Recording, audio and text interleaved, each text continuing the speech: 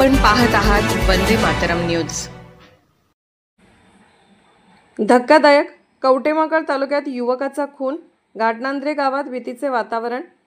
कवटेमहाकाळ तालुक्यातील घाटनांद्रे गावात एक धक्कादायक घटना उघडकीस आली आहे। सुनील विलास शिंदे वय अंदाजे 30 या युवकाचा खून झाल्याची माहिती समोर आली असून या घटनेने तिसंगी व घाटनांद्रे परिसरात मोठी खळबळ उडाली आहे। गावात भीतीचे वातावरण निर्माण झाले आहे। घटनेची माहिती मिळताच कवटेमहाकाळ पोलीस ठाण्याचे अधिकारी व पोलीस पथक तात्काळ घटनास्थळी दाखल झाले। सांगलीचे एलसीबी पोलीस निरीक्षक सतीश शिंदे यांनी ही घटनास्थळी भेट देत पंचनामा करण्याचे काम सुरू केले आहे।